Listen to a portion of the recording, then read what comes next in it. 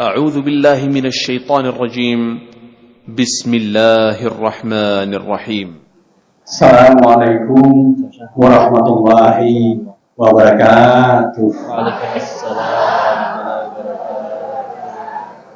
الحمد لله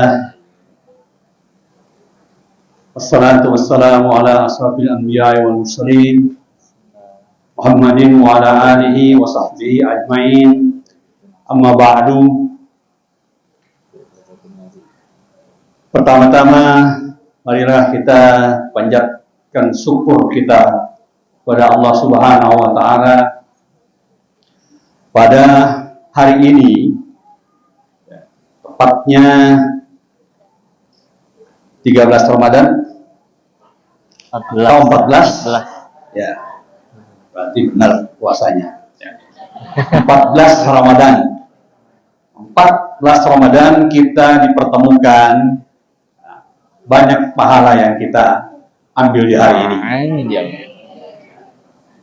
Insya Allah, mulai dari ini adalah majelis ilmu, ikut dibawakan oleh para malaikat. Ada pahala silaturahmi, ada pahala memakmurkan masjid, banyak sekali pahala. Dan ini dalam rangka menyempurnakan ibadah puasa kita. Insya Allah puasa kali ini lebih sempurna dibandingkan puasa-puasa tahun lalu. Tak lupa salawat dan salam kita sampaikan kepada junjungan besar Nabi Muhammad SAW beserta keluarganya, sahabat-sahabatnya, dan tentunya kepada umatnya yang istiqomah melaksanakan ajaran-ajarannya. Insya Allah kita memperoleh syafaat di hari kiamat. Pertama-tama saya mengucapkan terima kasih atas nama tadi disampaikan mewakili pengurus RW dan pengurus Yayasan An-Nur Pamulang Permai. Dan sekaligus juga saya mohon maaf sebesar-besarnya atas nama Yayasan An-Nur Pamulang Permai, tentunya yang membawahi masjid ini, jika dalam pelaksanaan ini ada hal-hal yang kurang berkenan karena keterbatasan kami. Ya. Alhamdulillah, saya ucapkan juga selamat datang buat Adinda Denis Lim. Ya, kenapa saya tidak pakai ko? Karena beliau ini sama dengan seumur dengan anak saya yang nomor 2. Ya, kelahiran 91 juga. Ya, sepintas saya baca artikel tentang beliau, jadi saya pikir ini anak saya juga. Alhamdulillah, beliau hadir di sini ikut memakmurkan masjid ini. Dan kedua, terima kasih kepada ibu-ibu dari Majelis Taklim Hayatun Nisa. Alhamdulillah, saya pun baru dengar kali ini ada MT ini di Pamulang Permai. Tapi begitu saya dengar, ibu sudah eksis di masjid. Alhamdulillah bisa bekerjasama dengan ibu-ibu Majelis Taklim yang ada di lingkungan RW 12 ini. Insya Allah ini hal yang baik, yang positif buat kita semua. Dan juga kepada saudara-saudara, saudara-saudari dari luar RW 12, terima kasih untuk kehadirannya. Mohon maaf kalau masjid kita ini tidak memadai untuk menampung ibu-ibu. Karena masjid ini memang dibuat spesifik karena masjid ini adalah bagian dari taman. Jadi areanya tidak boleh lebih besar dari taman. Kalau bisa kita tamannya kita cuma nggak boleh karena kita masih mempertahankan taman. Makanya ini masjid ini konsepnya masjid taman dan taman masjid An-Nur. Makanya kalau ibu-ibu lihat di sini ber-AC, tapi tidak ada jendela yang tertutup. Ya, karena suasana taman itu kita perlu hadirkan di masjid ini. Kira-kira demikian. Jadi kan ada aneh nih. Biasanya kita masuk ke ruangan AC itu tertutup semuanya. Di sini terbuka. Karena kita tidak mau menghilangkan kesan taman itu di masjid ini. Ya, mungkin itu sekedar ini info aja. Baik, Bapak-bapak, Ibu-ibu sekalian, Bapak-bapak juga, terima kasih kehadirannya. Silakan mengikuti taklim hari ini, mudah-mudahan bermanfaat. Dan saya lihat beliau ini, kalau dilihat dari pengalamannya berdakwah belum lama, ya. Tapi kenapa begitu viral? Ini saya mungkin ibu-ibu yang lebih tahu. Itu viral, mudah-mudahan dengan viralnya ini ikut menunjang, membangkitkan semangat untuk belajar dalam rangka untuk menjadi muslim dan muslimat yang bertakwa. Apalagi ini bulan puasa, memang targetnya adalah untuk menjadi orang-orang yang bertakwa. Baiklah, saya rasa cukup sekian sambutan saya ini. Terima kasih untuk semuanya, panitia-panitianya. Insya Allah pahala menanti Anda. Wabillahi taufiq wal hidayah. Wassalamualaikum warahmatullahi wabarakatuh. Mulai ini teh mulai. Jadi ngajinya.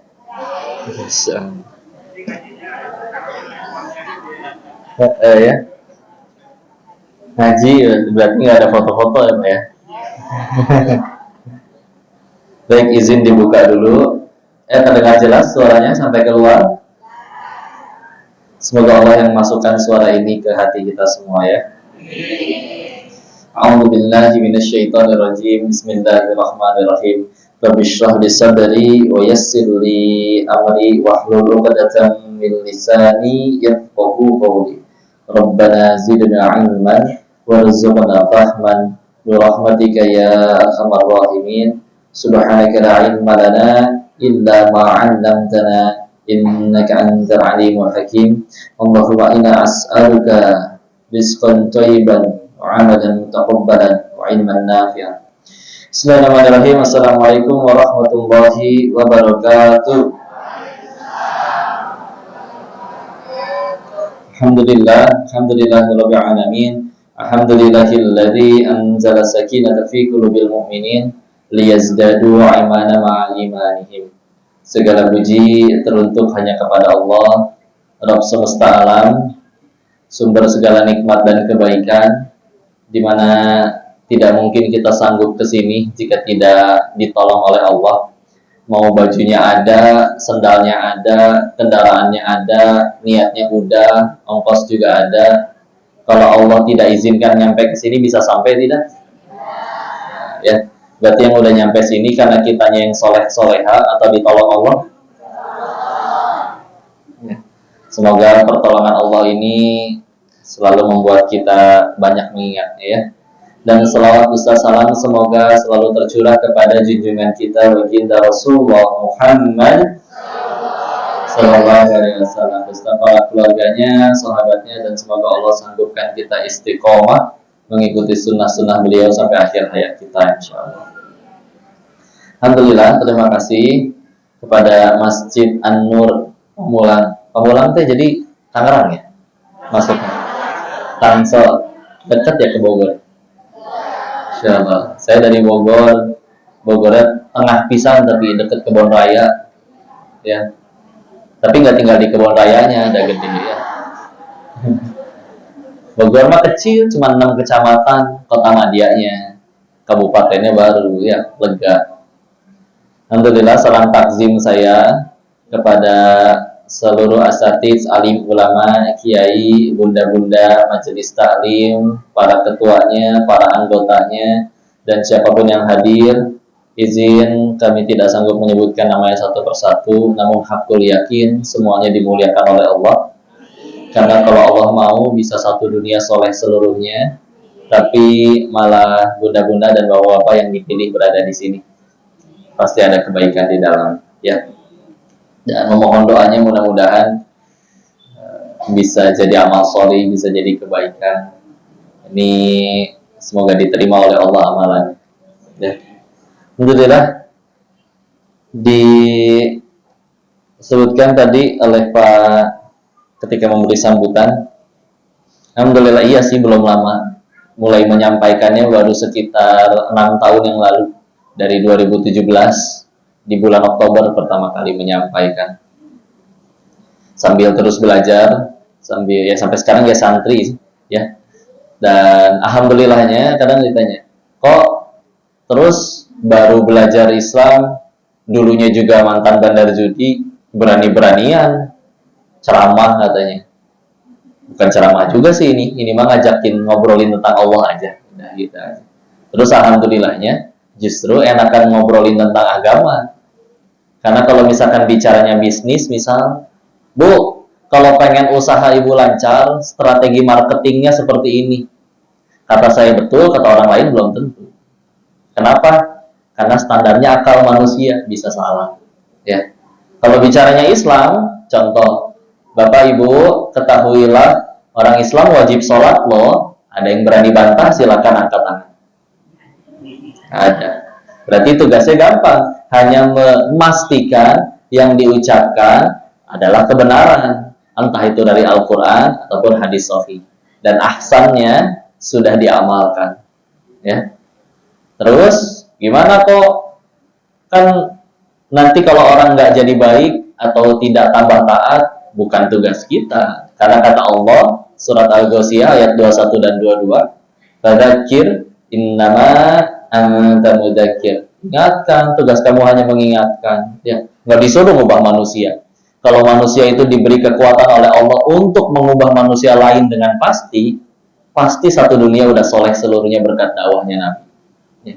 Tapi paman beliau pun atas skenario Allah belum sampai masuk ke dalam Islam. Walaupun dakwah beliau jelas luar biasa. Nah, memang disuruhnya cuma nyampein, lasta alaihim bimusaitir, engkau tidak berkuasa di atas yang lain. Ya.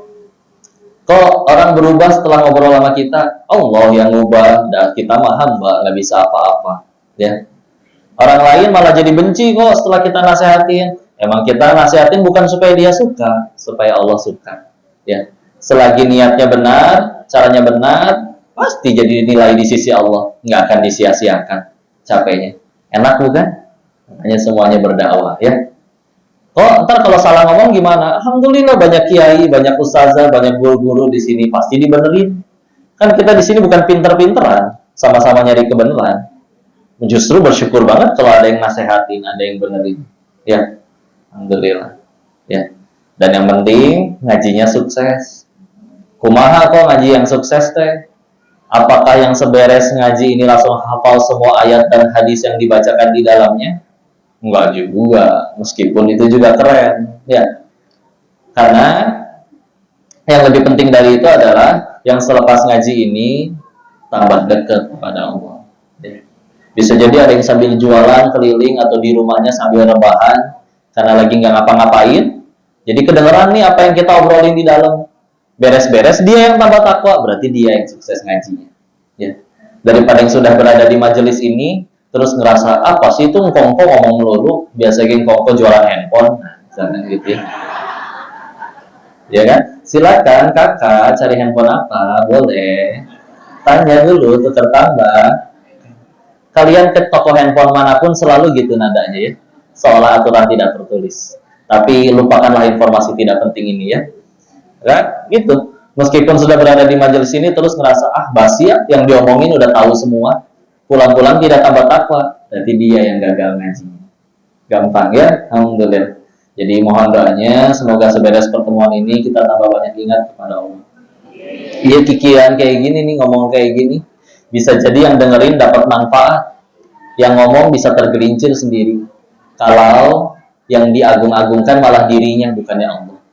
Ya.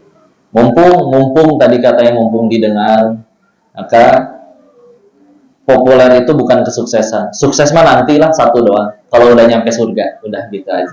Bukan pas sudah masuk TV, bukan pas enggak sama sekali. Itu semua ujian.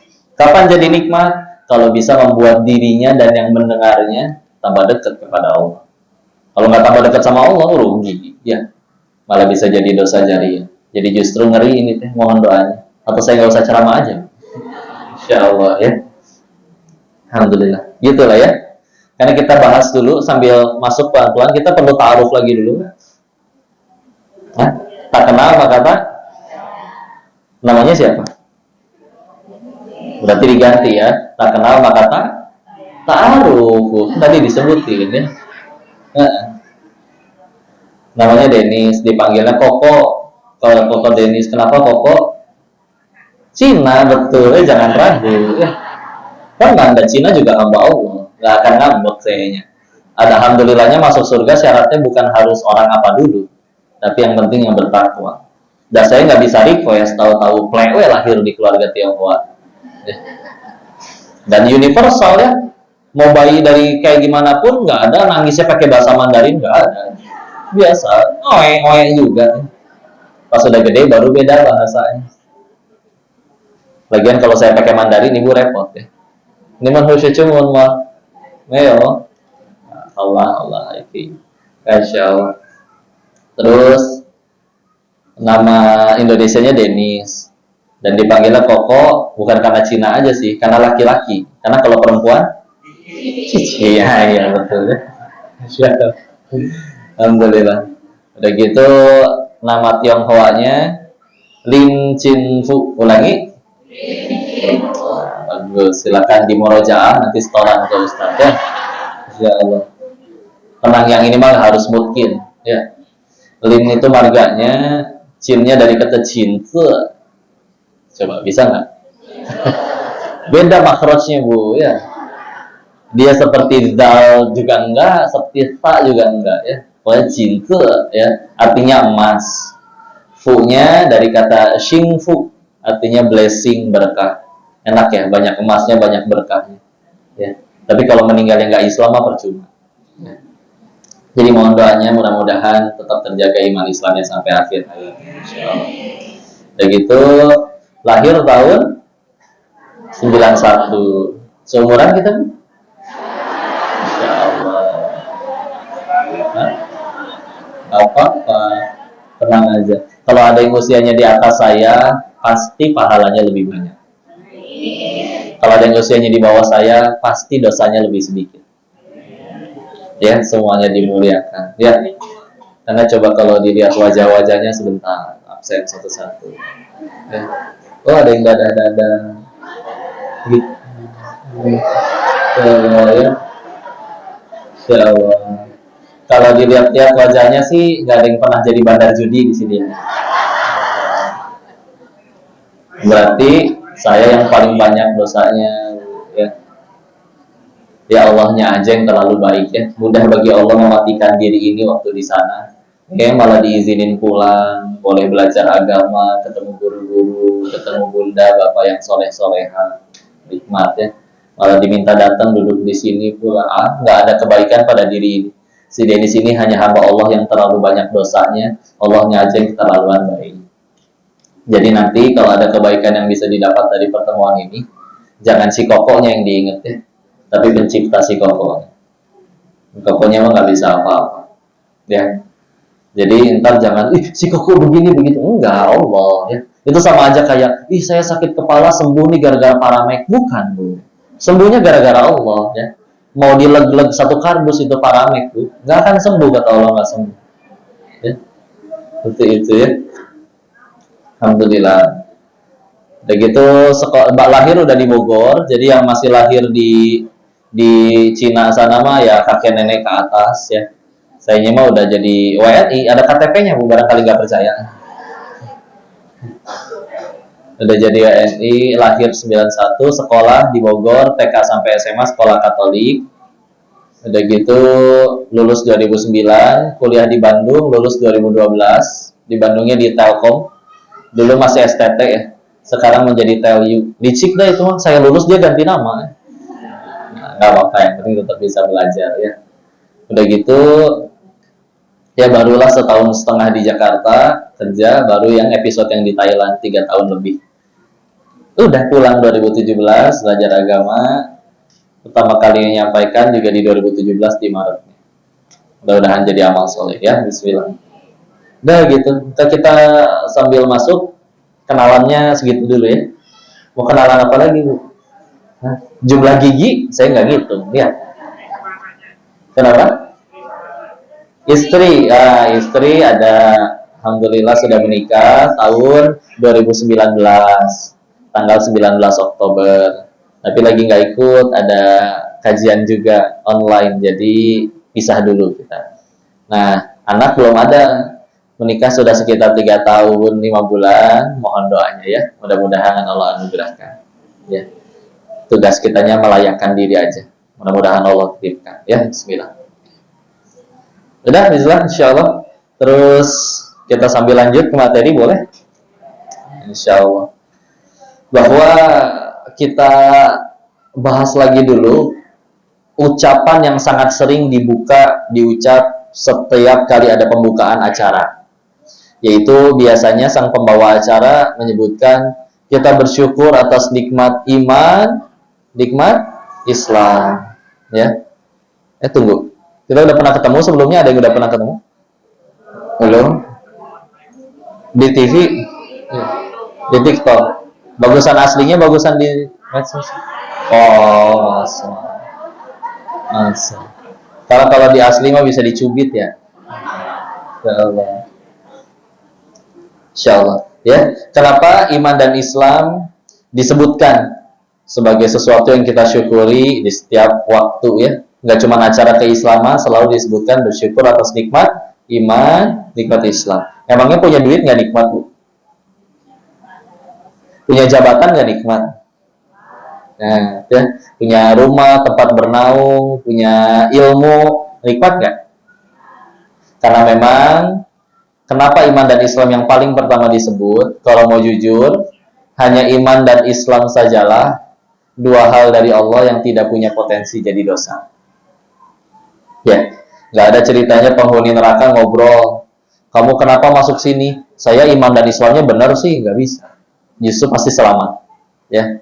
Tapi kalau orang gagal nyampe surga gara-gara hartanya ada, tergelincir nggak nyampe ke surga gara-gara jabatannya ada, dan gara-gara parasnya ada, iya. Maka berarti selain iman dan Islam, apapun yang sedang kita terima dari Allah, itu semua masih berupa ujian. Ulangi. Ujian. Kapan itu jadi nikmat? Kalau bisa membuat kita tambah dekat kepada Allah. Ya. Contoh, naik gaji nikmat ya? Salah, ujian. Ya. Kapan jadi nikmat kok? Kalau gara-gara naik gajinya dia tambah dekat sama Allah. Sedekahnya tambah banyak, zakatnya tambah banyak. Karena kalau naik gajinya bikin dia sombong, terus jadi lalai, jauh dari Allah, berarti musibah. Ya, gampang kan? Rumusnya gitu. Oh, suami saya naik jabatan, nikmat atau enggak? Ujian. Kapan jadi nikmat? Kalau gara-gara itu tambah dekat kepada Allah. Dirinya dan yang dipimpinnya jadi tambah dekat kepada Allah. Mumpung punya power nih, punya kekuasaan, saya wajibkan yang kerja di bawah saya wajib sholat duha setiap hari misal. Kalau enggak, terserah apapun. Ya, ditegur atau dipotong, goceng, gajinya misal apapun ya. Mumpung punya kekuasaan. Kalau kita nggak punya kekuasaan, gimana? Kamu kalau nggak sholat duha ya, saya pecat ya. Orang kita sama-sama karyawan, masa mecat? Ya, nggak bisa. Ya, maka itu dia. Tadi tambah dekat kepada Allah. Kalau dengan jabatannya malah makin ngerasa harus dihormati, pintunya nggak dibukain dia ngambek, ya, dan lain-lain, maka itu juga kurang ahsan. Jangankan itu lah, Bu, yang judulnya dunia. Hafalan Quran, Bu. Hafalan Quran nikmat gak? Kita punya hafalan Quran nikmat gak? Harusnya nikmat, tapi ternyata masih bisa jadi ujian. Ya, ada santri nanya waktu itu, kalau misalkan kelas 3, kelas 4 SD dia nanya, saya setiap hari berusaha menghafal sambil menjaga sholat, tidak melakukan maksiat, tapi sehari menambah hafalan setengah halaman aja susah banget katanya. Kenapa ada teman saya sholatnya bolong-bolong sambil maksiat, tapi sehari bisa nambah 4 halaman baru, nambahnya lebih cepat. Terus dia nanya, kenapa dia menghafalnya berhasil, terus saya menghafalnya gagal?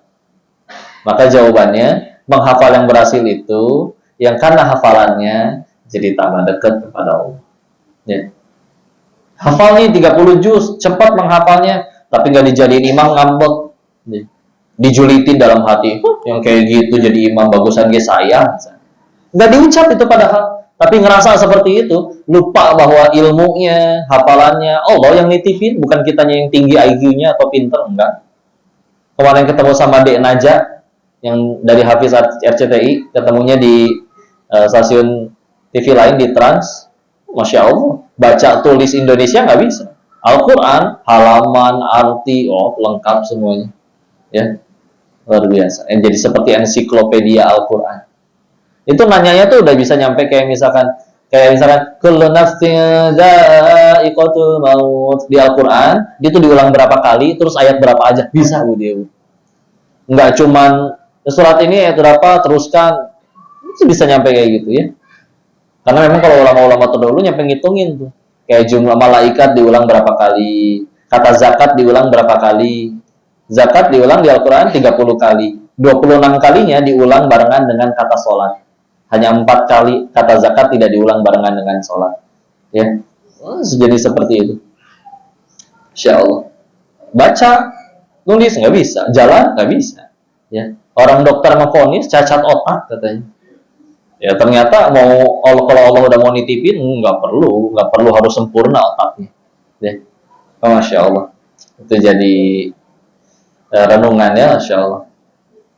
Sekali lagi ya, hafalan. Meskipun itu hafalan, tapi kalau membuat dirinya jadi sombong, tidak jadi kebaikan. Kalaupun dia, ya Allah, saya udah tobat, tahu banyak dosa, terus kok ngapalin Al-Ikhlas aja nggak hafal-hafal gitu ya. Tapi sambil ngerasa, ya Allah, ini pasti karena terhalang oleh dosa saya. Ngapa lagi kul huwallah. Meninggalnya pas lagi kayak gitu, Bu. Husnul khotimah nggak? Tidak, ya. Karena memang sekali lagi, meninggal husnul khatimah itu, meninggal itu bukan perkara karena apa, tapi sedang apa. Beda ya, bukan karena apa, tapi sedang apa.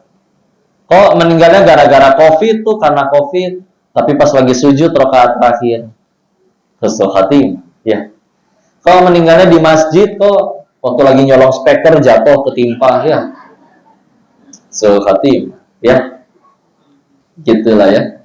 Jadi sepakat ya, dibeliin tas baru, nanti gelang emas baru sama suami, nikmat atau bukan Bu? Ujian. Ya, ya udah selesai ngajinya, berarti udah soleha semua. Insya Allah ujian Bu ya, gampang. Dan cara paling, kalau bagi kita itu nikmat nggak apa-apa. Misalkan, aku suka banget nih dengan ini, dengan misalkan dapat rezeki dalam bentuk uang ya. Maka cara terbaik untuk melanggengkan sesuatu tersebut, nikmat tersebut, cara terbaiknya adalah disyukuri. Ya. Quran surat 14 Ibrahim ayat ke-7, hafal semuanya ya. La in syakartum la zidanakum, barang siapa bersyukur ditambah nanti. Hati-hati terusannya, wa in kafartum inna adzabi lasyadid. Barang siapa kufur tuh sok-sok amnesia, nggak ingat sama pertolongan Allah, sama karunia Allah. Nah, ternyata bukan maksiat aja yang diancam azab.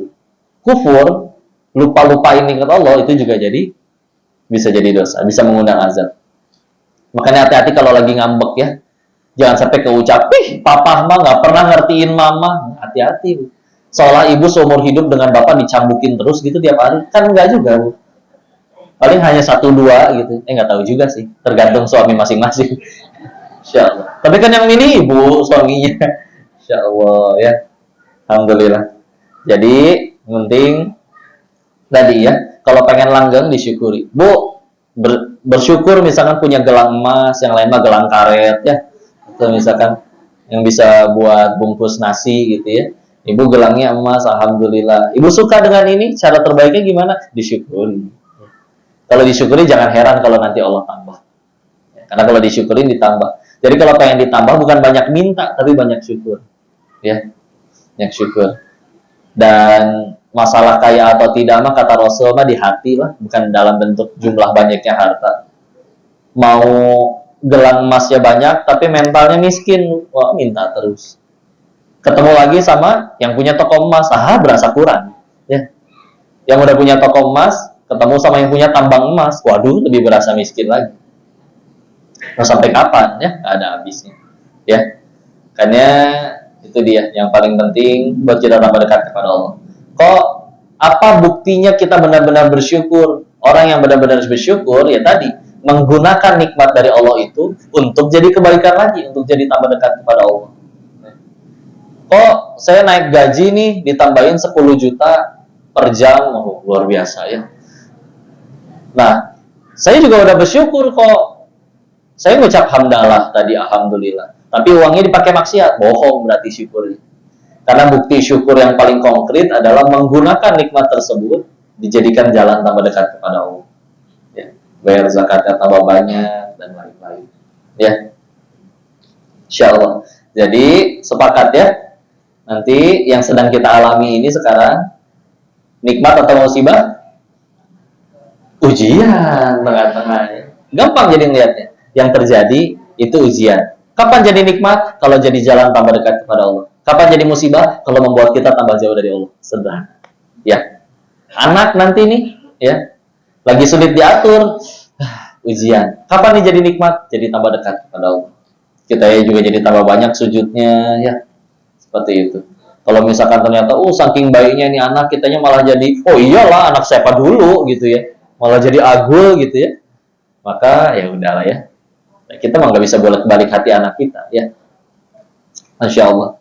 Jadi sepakat ya, semuanya ujian. Ya. Ibu senang diuji? Senang nggak senang akan diuji, Bu. Ya. Kalau kita tidak menerima ketentuan Allah, udah itu asal muasal salah satu asal muasal penderitaan. Ya. Nggak terima dengan ketentuan Allah. Ya. Seperti misal, pengen foto, tapi pengen selalu kelihatan langsing, setiap foto ibu tahan nafas, ya. Bu, tolong jawab dengan jujur ya. Saya pengen tahu, standar bagi ibu bahwa foto itu bagus atau tidak. Foto nih 10 orang. Pas foto itu bagus atau tidak, standarnya, ketika foto semuanya bagus atau foto ibu lagi bagus. Jawab Bu, misal yang lain semua senyumnya bagus, tulus, tapi pas di foto itu ibu lagi merem. Kata ibu jelek atau bagus tuh foto? Jelek. Gitu, Pak. Jadi yang itu yang nggak akan diposting Bu ya. Misalkan Bu, di foto yang lain ibunya bagus, senyumnya sempurna, tidak kelihatan gemuk dan lain-lain, ya. Sedangkan yang lain lagi merem semua Bu. Bagus nggak kata ibu? Yang itu yang diupload.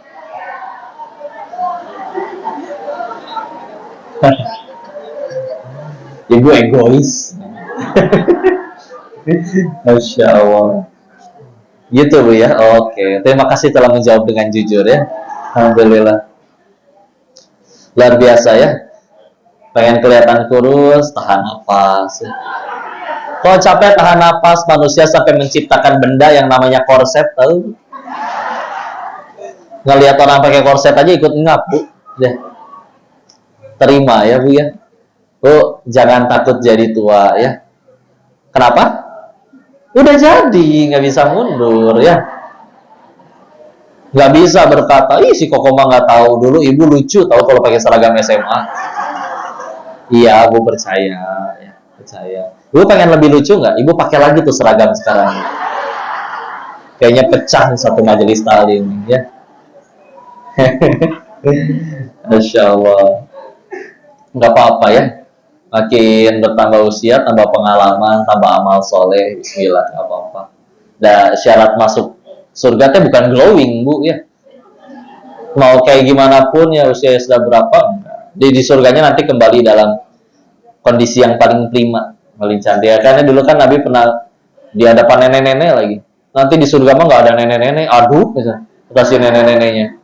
Ya, karena memang kalau ternyata masuk surga kita kembali ke fisik terbaiknya, ya, kondisi terbaik. Alhamdulillah. Jadi gitu ya, terima, ya, terima ketika akhirnya, oke, boleh sih, sah-sah aja, ibu pakai skincare, pakai apa. Cuman ya tetap ya Bu ya. Yang paling penting adalah mulianya akhlak, bukan sekedar baiknya fisik. Mau ibu tinggi, putih, langsing, kayak bihun lah pokoknya ya. Kan bihun gitu, Bu ya. Ibu tinggi, putih, langsing seperti bihun ya. Dan setiap hari Bu, nggak cuma skincare, setiap hari Ibu direndam pakai serum, Bu. Ya. Enggak lah, skincare yang paling baik tuh hati yang baik ya. Mau tiap hari kayak gitu ya, mau seperti bihun, mau hidungnya kayak perosotan TK, lancip gitu ya, seperti apapun. Tapi lisannya nyakitin, Bu. Orang juga nggak betah, Bu. Ya.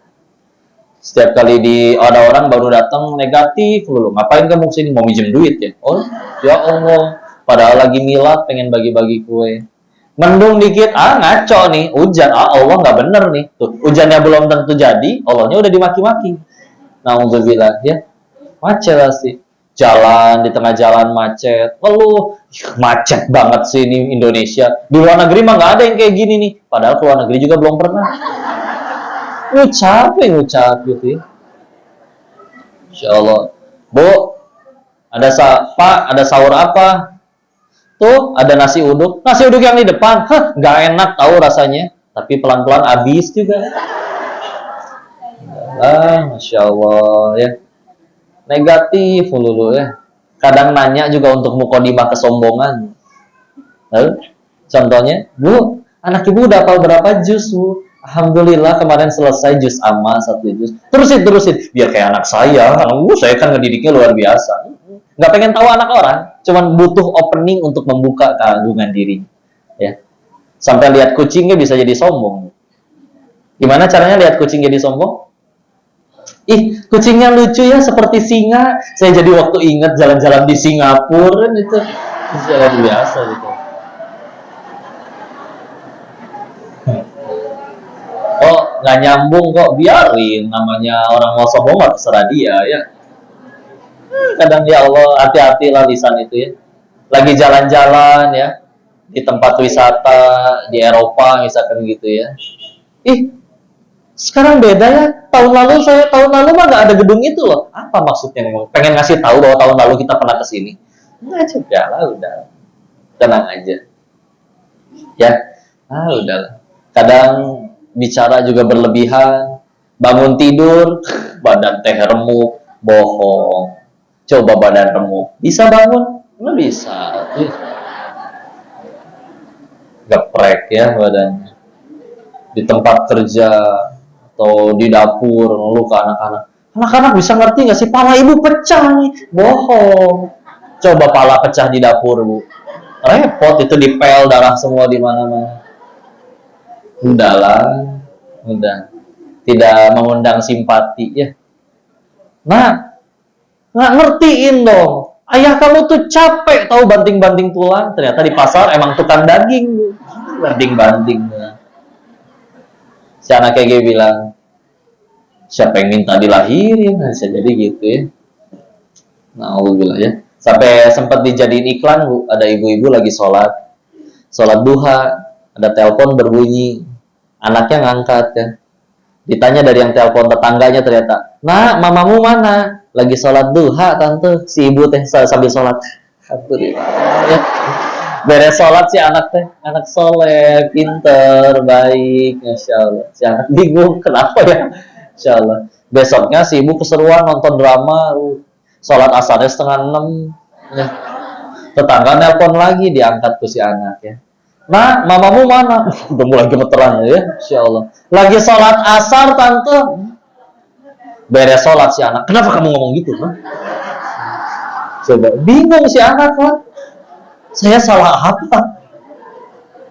Bu, sing adil, Bu ya. Bu, ibu kalau manggil anak, Bu,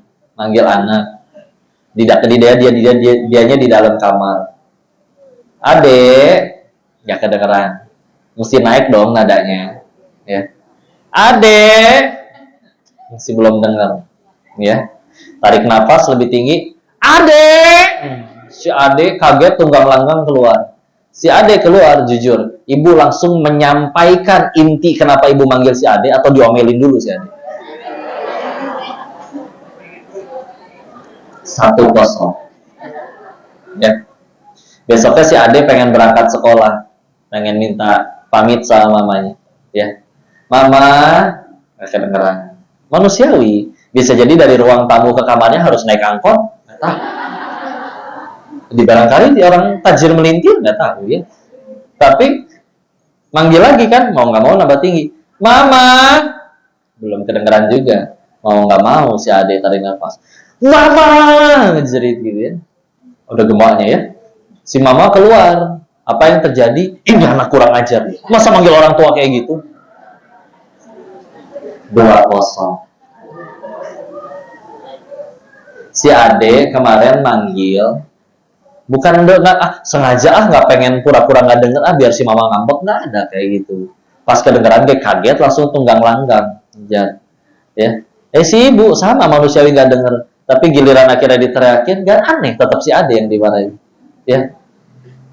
Maka ternyata ntar tahu-tahu, kok anak saya minderan ya, kok anak saya nggak percaya diri, ya bisa jadi karena dia ngapain aja salah, ya. Jangan seperti itu ya, insya Allah.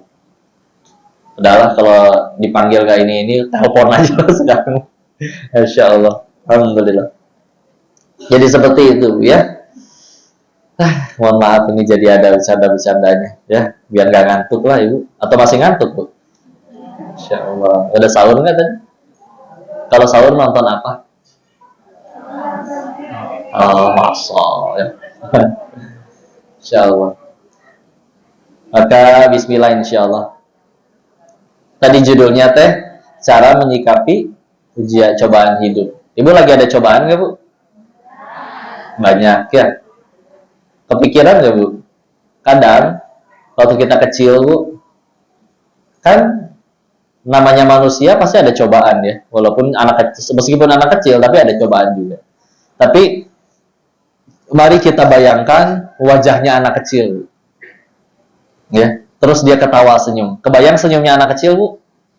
Lebih lepas daripada kita ya. Itu senyum-senyum yang nggak pernah mikirin token di rumah bunyi-bunyi, ya, nggak diisi-isi. Senyum yang nggak pernah mikirin cicilan. Ya.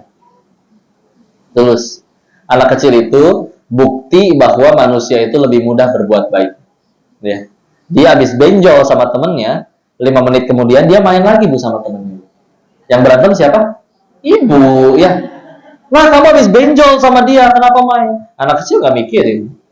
Saya benjolnya udah nggak sakit, dia punya mainan yang aku punya, selesai urusan, sederhana, bahagia lagi. Kita, ya apa bu, biarin ya. Habis ini kita makin besar, makin terasa sulit bahagia, ngerasa gitu nggak? Ya? Ngerasa. Padahal kalau kita mau jujur, uangnya anak kecil sama uangnya kita banyakkan mana? Kita. Ilmu kita sama ilmu anak kecil banyakkan ilmunya siapa? Kita. Tapi kita makin lebih sulit bahagia dibanding anak-anak. Kenapa kira-kira? Ya. Hah? Buat hidup, Masya Allah. Ini ya, izin. Jawaban paling tepatnya, karena di hati anak kecil itu belum ada ilah yang menjadi pesaing Allah. Ya. Kita makin gede bu, ngerasain enaknya punya duit, gini rasanya, enaknya rasanya punya jabatan, gini rasanya enak, oh gini ya rasanya populer, enak gitu. Sehingga itu semua menjadi pesaing Allah di hati kita, bahkan menjadi standar kebahagiaan kita. Percuma dapat gaji sebulan 50 juta, saya mah nanti bahagianya kalau udah punya rumah segede gitu. Hilang tuh kebahagiaan yang pernah ngerasain. Dulu kita waktu kecil dikasih uang 2.000 aja masih mama. Seneng kan anak-anak? Sekarang dapat jutaan juga biasa aja. Ya. Biasa aja. Karena mulai ada pesaing Allah di hati. Oh, saya baru bahagianya nanti. Makanya salah satu kerennya Islam itu tidak hanya melepaskan manusia dari perbudakan zaman dulu ya, yang secara nyata manusia diperjualbelikan. Tapi juga perbudakan di mana manusia itu diperbudak oleh keinginannya sendiri. Baru bahagia tuh nanti kalau mobil saya udah sebagus dia. Enggak, dulu kita bisa tuh bahagia tanpa itu semua. Kenapa makin gede malah makin dikurung kita sama keinginan kita? Ya, makin sulit bahagia ya. Makanya dulu ketika waktu masih di Thailand, berprofesi di sana jadi bandar judi, nggak pernah kalah, jelas namanya ngatur, bahkan bisa ngatur siapa yang menang, siapa yang kalah, uang banyak, tapi ya jauh, kami semua jauh dari kebahagiaan. Ya, mereka ada yang lari ke obat-obatan, mereka ada yang kalau pengen tidur harus minum pil tidur dulu. Pas ada yang teman yang cerita kayak gitu, ya Allah ternyata mudah tidur teh enak banget ya, nikmat. Kita mah di pengajian gak bisa tidur bu, Insya Allah. Ya, maaf. Enggak lah, di sini mah bangun semua ya. Si bos itu penghasilan berapa? Penghasilan dia bersih 8 miliar per bulan. Tapi buat bisa tidur bu harus minum obat. Kalau enggak bisa tidur. Aneh. Ya. Maka saya mikir kan waktu itu, kalau gitu, kalau ini semua nggak bisa bikin kita bahagia, apa ya yang bisa membuat manusia itu bahagia? Waktu itu kesimpulannya teh dua. Tadi satu anak kecil, karena tadi sudah kita jelaskan. Dua tadi orang yang kembali hatinya dibersihkan dari pesaing-pesaing Allah. Hanya Allah saja yang ada di hati. Ya. Karena sederhana bu, ngelihat stres atau menderitanya orang itu dilihat dari apa ilah di hatinya. Contoh, kalau dia sholat sih sholat kok, tapi ketinggalan sholat dia nggak nangis, kehilangan uangnya dia nangis, berarti ilah di hatinya adalah, kok sholat sih sholat dia kok, tapi ketinggalan sholat nggak pernah menyesal, kehilangan jabatan nangis ngejerit, berarti ilahnya gampang sederhana, ya kan? Ada orang ngoleksi buku komik bu, hilang satu aja bukunya bu, nangis dia ngejerit-jerit karena bagi dia kebahagiaan itu kalau ini terkumpul semua buku. Tapi bagi orang yang tidak mengoleksi buku komiknya, mau hilang satu lemari ya bodo amat, biasa aja. Tergantung apa yang ada di hatinya, ya. Kan ya udah, makanya hati-hati memposisikan siapa di hati kita itu ilahnya siapa, ya. Nah, dibilang kebutuhan, ya itulah dia ya. Kebutuhan manusia itu disebutkan dulu hanya sandang, pangan, papan, ya, atau primer, sekunder, tersier. Padahal ada yang keempat, sadar tidak sadar, yaitu kebutuhan ingin diakui orang lain. Ya. Apa contohnya, buktinya kok? Kaki kita ada berapa? 2. Berarti butuh alas kaki berapa? 2. Kenapa ada yang punya 50 pasang di rumah? Koleksi. Nggak apa-apa ya, koleksi. Ya. Kan belinya halal kok, pakai uang halal, nggak nyuri, nggak ngutang, masa nggak boleh beli sepatu banyak? Boleh. Tapi kalau belinya buat diaku-akuin orang, capek nanti kasihan. Ya. Udah gitu makin mahal benda, biasanya kita makin diperbudak. Ya. Pakai sepatu putih, bersih, belinya sesuai ukuran, tapi kok berasa sempit ya? Oh, saking barunya itu plastik yang ngeganjel di dalam belum dilepasin ya. Pantesan sempit ya. Ke masjid, pakai sepatu itu bu, coba. Pengen sholat di paling depan atau di belakang bu? Belakang. Sengaja kan, biar kalau pas ruku masih ada. Insya Allah. Apalagi kalau pulang-pulang hujan, becek, tanah, sepatu putih, tetap dipakai atau dimasukin jaket tuh. Insya Allah. Sepatu yang fungsinya mencegah kita dari kacugak, mendingan kacugak daripada sepatunya kotor. Ibu ngerti kacugak? Tertusuk ya, Insya Allah. Ya itulah ya. Udah gitu. Yang juga sama-sama aneh, apa fungsinya jam tangan? Melihat waktu. Kalau untuk melihat waktu, berarti jam tangan yang 50 ribuan di pinggir jalan juga cukup ya. Meskipun gambarnya Dora, ya, Doraemon, nggak apa-apa, cukup ya. Tapi ternyata ada yang punya jam tangan 5 miliar, bu. Ya. Percaya bu? Beneran ada bu, ada yang beli lagi. Ya. Anehnya kalau kita beli mobil mahal sama mobil murah, mobil mahal itu biasanya larinya lebih kencang daripada yang murah. Coba jam tangan. Emangnya jam tangan mahal muternya lebih kencang daripada yang murah? Bu, jam tangan ibu harga 5 miliar, kelebihannya apa? Ini 1 jamnya setara 5 menit kok. Atau rusak, ya ngapain dipakai? Mungkin saking kencang muternya bisa jadi kipas angin itu dia. Hati-hati loh. Udah gitu kadang jadi kalau nggak pakai jam tangan, udah duduknya gini, coba pakai jam tangan mewah. Nah, sama-sama Honda, tapi yang satu Honda Astrea zaman dulu, yang satu lagi Honda Civic hatchback ya. Kira-kira kalau meeting Bu, yang ditaruh di meja yang mana Bu? Kunci mobil atau kunci motor? Insya Allah ya. Bu, gara-gara kemarin saya ceramah tentang ini juga Bu, tentang jam tangan. Jam tangan saya diminta Bu saya. Ada ibu-ibu kemarin, ya udah jam tangannya boleh diminta. Ya udah sih, silakan mangga. Oke, alhamdulillah.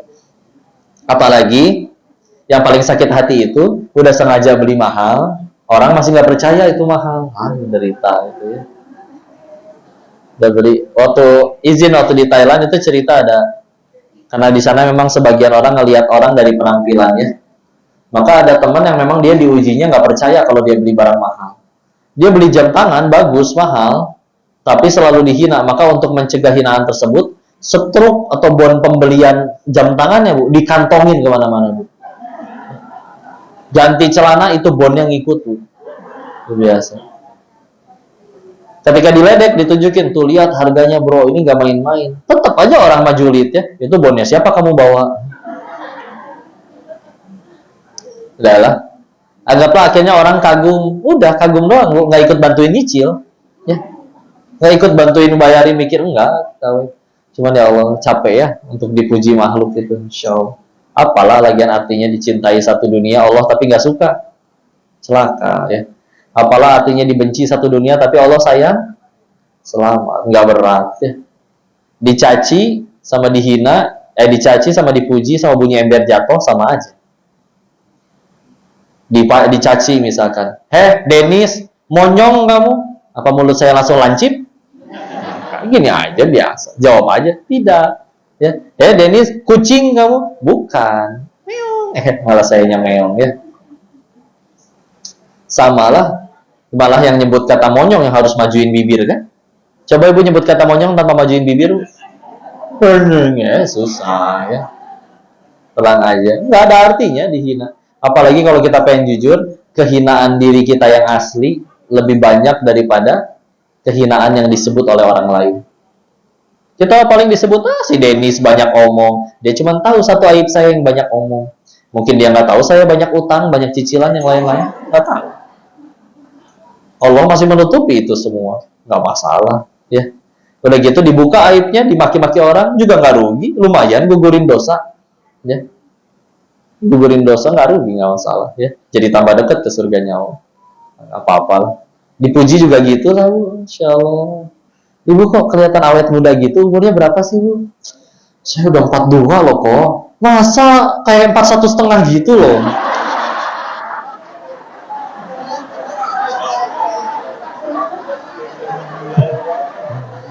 Lumayan lah Bu ya. Nanti ibu kalau ayah suami di rumah cukus kumir, ketuker R sama S ya. Ya nggak apa-apa lah, yang penting ibu tetap ngerti ya. Si bapak cukus kumir, si bapak cukur kumis, jangan lupa dipuji ya. Insya Allah bapak cukur kumis terlihat 4 menit lebih muda loh Pak.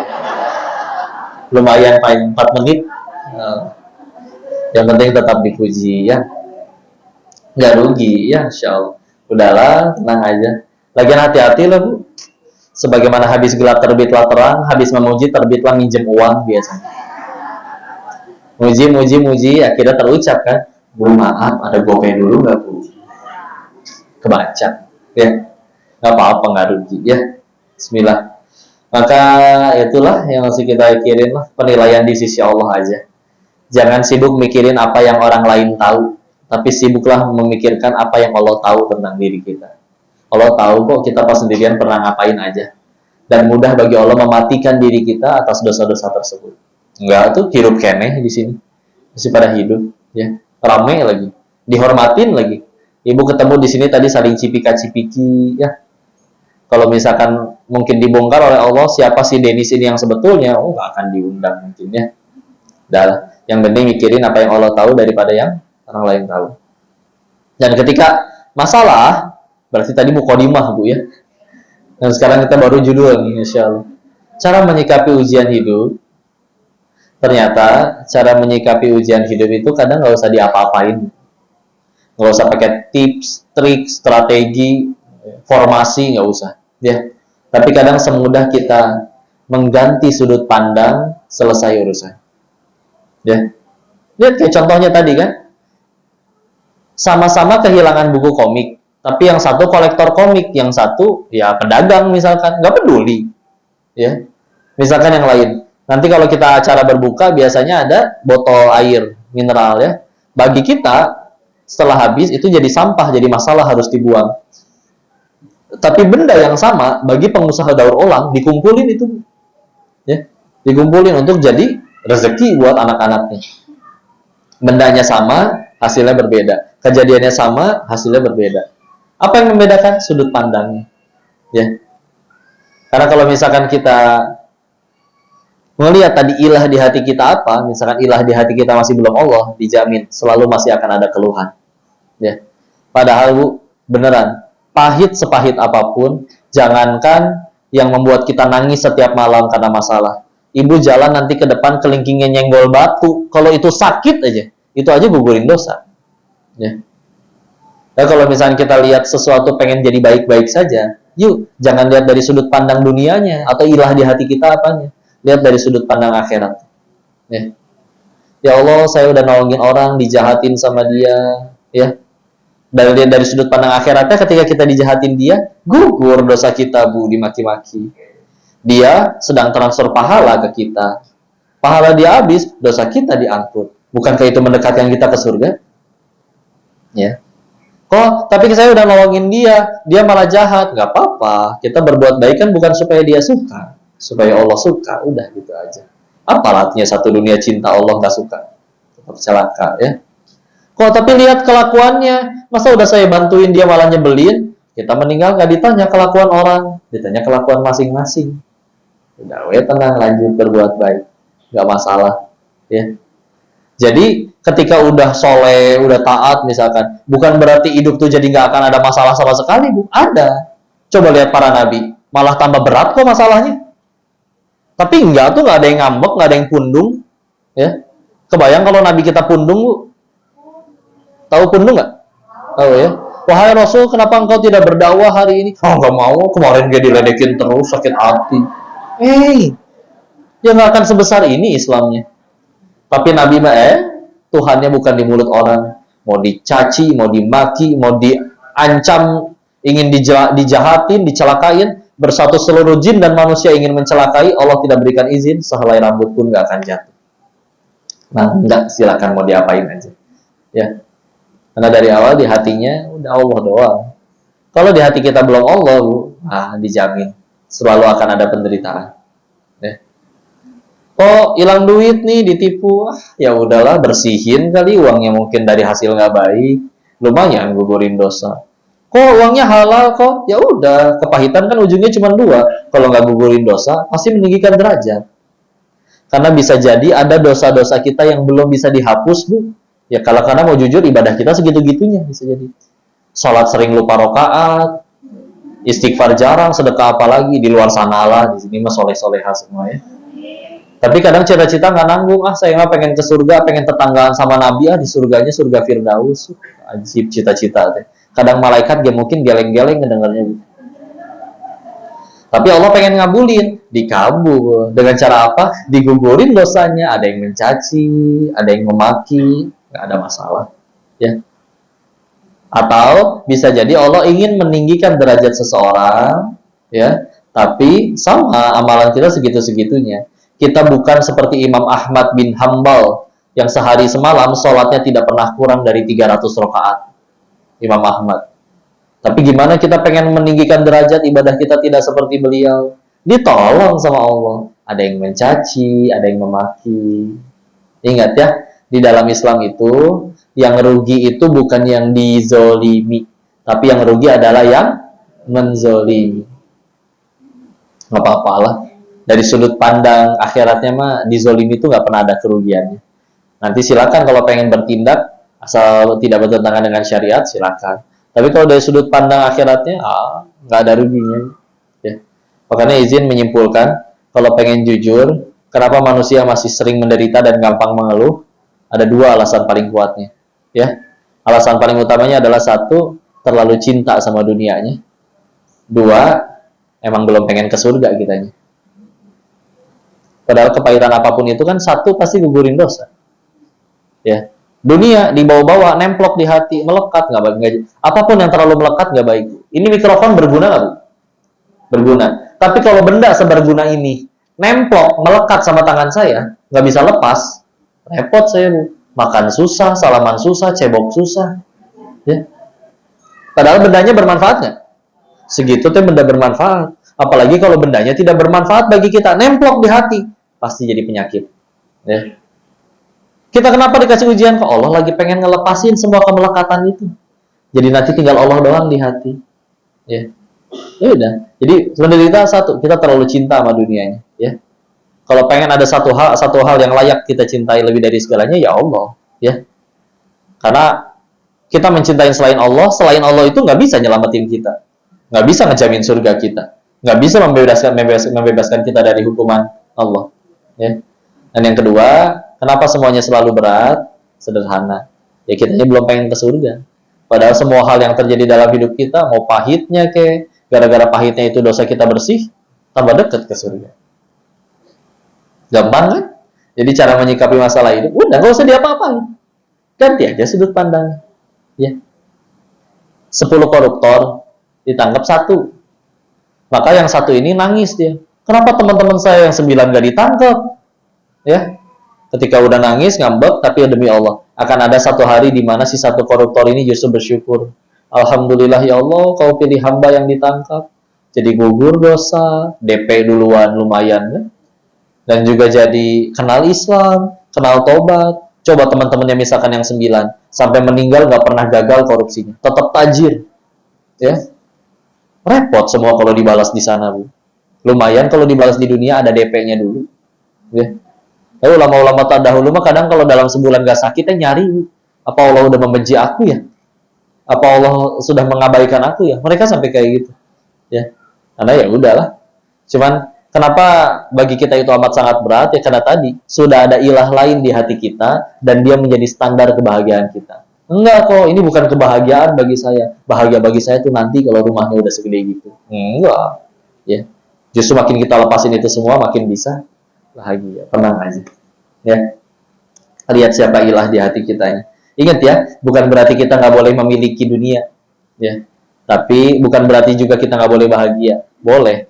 Tapi memang salah tempat kalau kita mewajibkan aku harus bahagia di sini. Karena Allah sudah menciptakan tempat khusus untuk berbahagia yang abadi, yaitu di surganya Allah. Yang sekarang sedang kita jalanin audisi untuk mencari tahu siapa yang paling layak masuk ke tempat bahagia tersebut. Darah, terima aja. Kita tidak tahu, sedangkan Allah Maha tahu.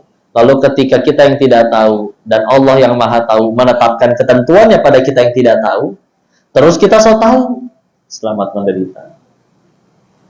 Ya Allah, doa saya kan ini, yang terbaik bagi saya ini. Oh, enggak, kata siapa yang kita inginkan paling baik buat kita. Balik lagi ke anak kecil. Ibu ingat anak kecil doyannya makan apa? Permen. Akhirnya dia sakit gigi gara-gara permennya, Bu. Ibu ambil nggak permennya? Ambil. Mungkin si anak akan ngambek. Mama jahat, beli gelang emas baru bisa. Ya. Permen nggak dibeliin, padahal kan permen murah. Pasti mama benci sama aku. Mikir gitu si anak. Tapi kalau coba tanya ke ibunya, ibu ngambil permen si anak karena ibu benci atau karena sayang? Sayang. Nggak pengen si anak sakit gigi lagi. Sama, Bu. Ketika kita ada cobaan, dan ketika kita ada masalah hidup, sama. Bukan Allah benci, bisa jadi itu pertolongan Allah. Dan pasti ditolong sih, karena pasti gugurin dosa, pasti meninggikan derajat. Nggak ada ruginya ya. Kayak gitulah, definisi nikmat dan bahagianya berubah. Dulu nikmat itu ketika keinginan kita dikabul, pengen punya rumah dapat rumah dan lain-lain. Pengen punya jodoh dapat jodoh. Ya. Sekarang definisi nikmat adalah apapun yang membuat kita tambah dekat kepada Allah. Oh, bentuknya motor hilang tapi gara-gara itu tambah dekat sama Allah, nikmat, nggak ada ruginya. Ya. Jadi Allah terus aja ya, udah selesai urusan. Udah, sok segitu dulu, dikembalikan kepada Ustazah MC-nya untuk Silakan kalau ada yang didiskusikan atau barangkali saya ada salah menyampaikan, tolong dikoreksi ya. Mohon nasihatnya dari guru-guru di sini, masya Allah. Barakallahu fikum. Assalamualaikum warahmatullahi wabarakatuh. Waalaikumsalam. Terima kasih kepada Ustaz Kondeni. Itu seperti yang telah saya sampaikan tadi, bahwa kita punya sesi tanya jawab. Di awal acara tadi saya sudah menjelaskan kertas-kertas kecil. Silakan kalau ya Ibu disampaikan saja kertasnya secara estafet dan nanti Pak Ustaz akan menjawab pertanyaan dari Ibu. Sambil menunggu kertas terkumpul, mungkin mohon izin Pak Ustaz, saya menyimpulkan bahwa sebetulnya cara untuk menyikapi hidup itu tidak ada ya Pak ya. Kalau Ustaz jadinya Nggak usah diapa-apain. Biar saja akan biarkan saja. Kembalikan aja ke Allah ya. Ya, kembalikan kepada Allah. Yang perlu kita lakukan adalah merubah sudut pandang atas ujian tersebut dengan sudut pandang akhirat. Mohon dikoreksi bila salah. Langsung dijawab ini? Boleh Bapak dibacakan dulu mungkin boleh atau saya bacakan? Sok ke saya weh.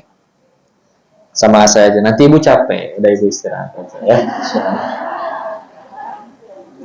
Insyaallah.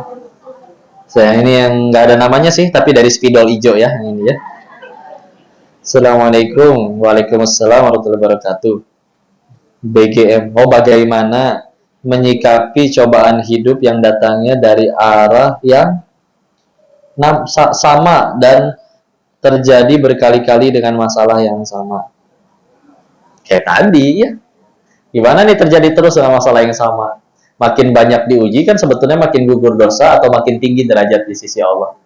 Akan selalu berat kalau memang yang kita kejar itu bukan itu. Masih akan selalu berat kalau yang kita kejar adalah aku kan pengen nama baikku kembali, aku kan pengen uangku tambah banyak lagi. Kalau itu terus yang kita kejar, selalu jadi masalah. Tapi kalau dari awal yang kita kejar, Allah ridho, ya lihatlah para orang-orang soleh terdahulu. Pahala lebih banyak, dosa terampuni, adapun cuma sedikit, ujian hidup lebih parah. Tapi tetap jadi lebih baik daripada orang kebanyakan. Ya, apakah ngeluh? Enggak. Karena dari awal, aku yang penting tambah dekat kepada Allah. Di kayak gini ini, Nabi Ayub alaihissalam misalkan 18 tahun kena penyakit kulit. Dan juga waktu kena penyakit kulit, anak beliau 12 anak, 12-12-nya meninggal serentak barengan. Apakah ngeluh? Enggak. Minta sembuh aja nggak berani ke Allah. Karena ngerasa malu, nikmat dari Allah terlalu banyak bagi beliau.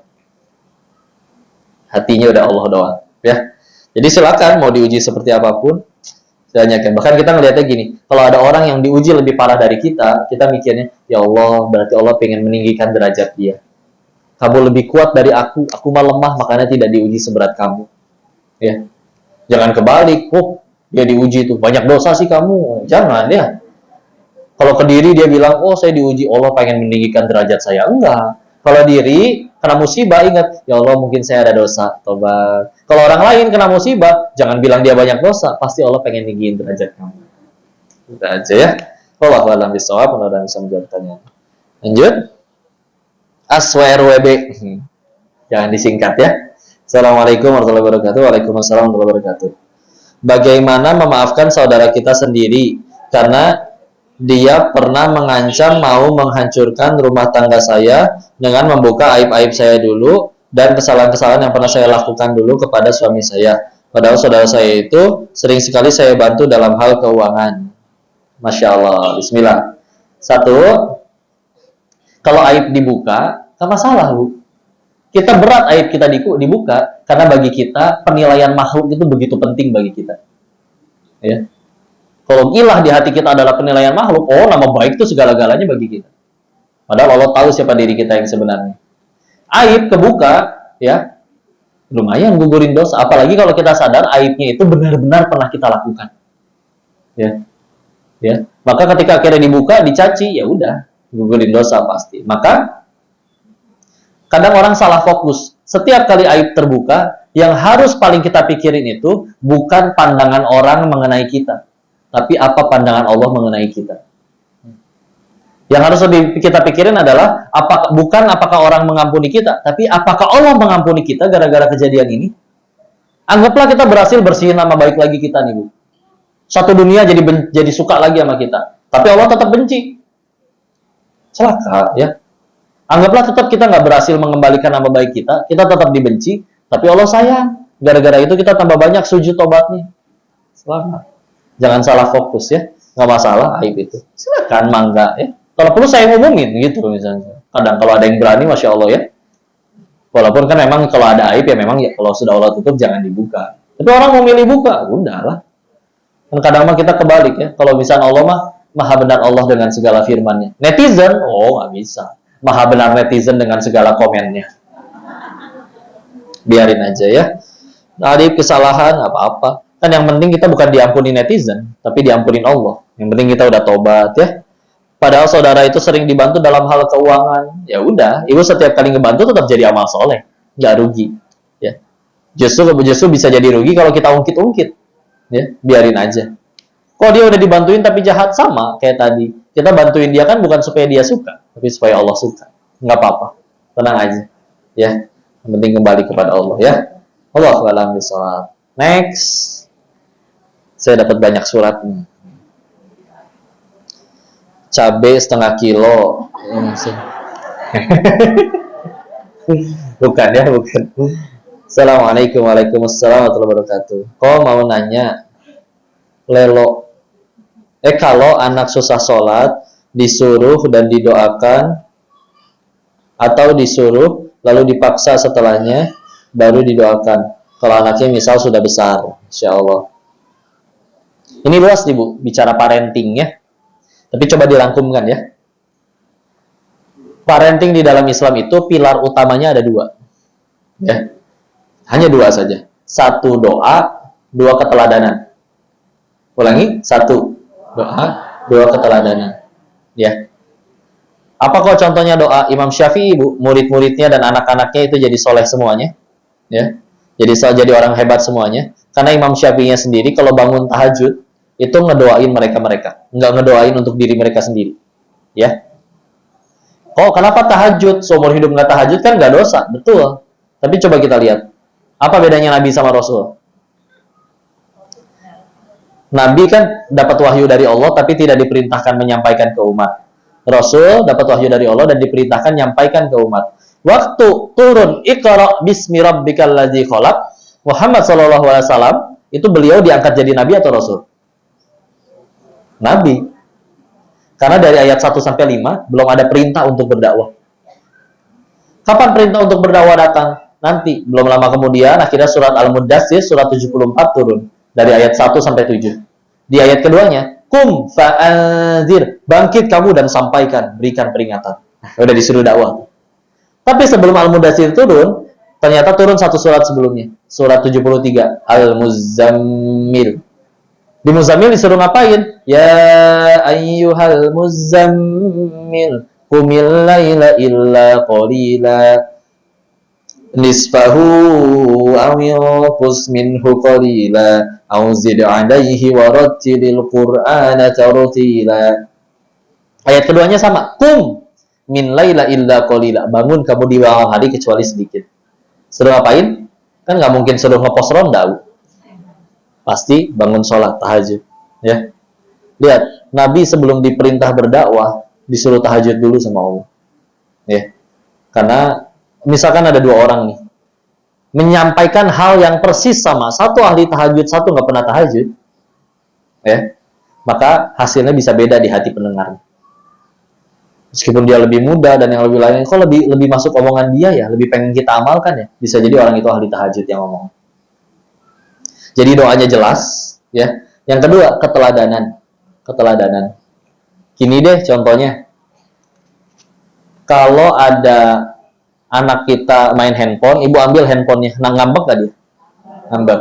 Tapi kalau anak kita itu ngefans sama artis Korea misal, terus artis Koreanya datang ke rumah ibu, terus ngambil handphone si anak, ngambek gak si anak? Enggak, karena yang ngambil adalah idolanya.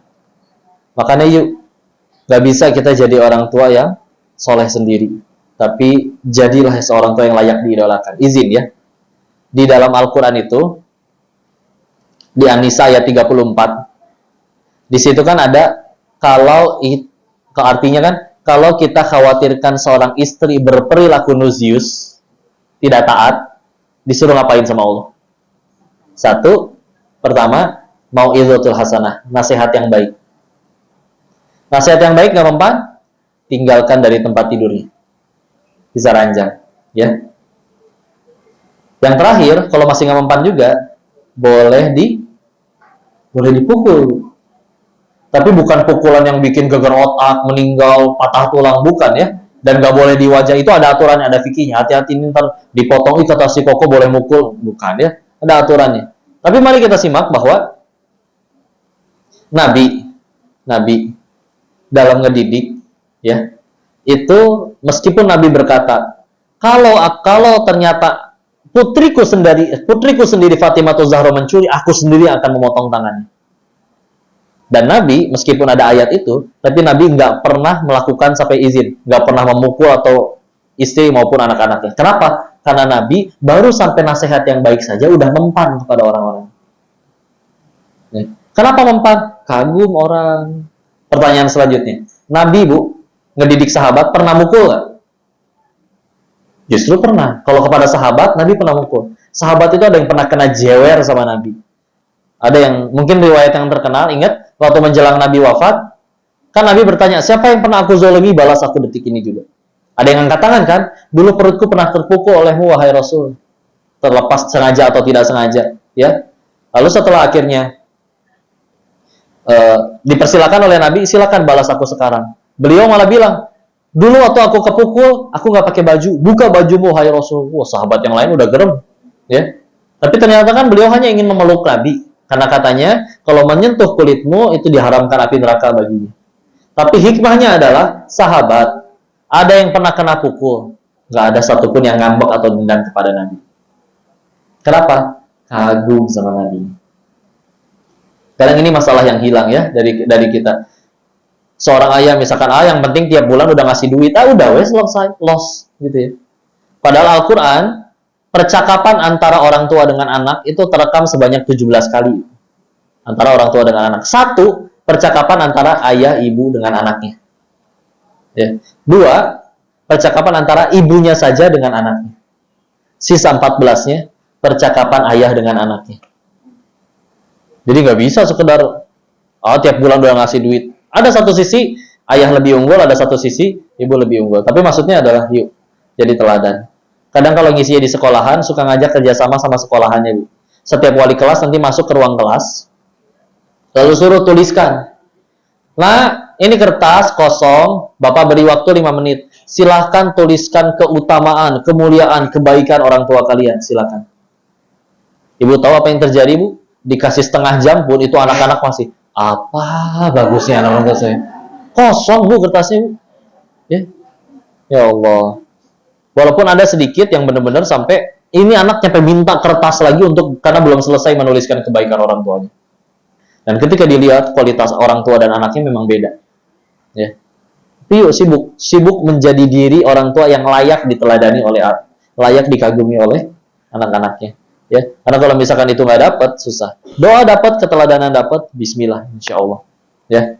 Karena itulah 2 pilar utama. Nanti bicara teknis beda. Nanti umur berapa, cara didiknya berapa, mulai disuruh sholat itu berapa, itu nggak akan cukup. Itu kajian parenting lagi nanti, ya.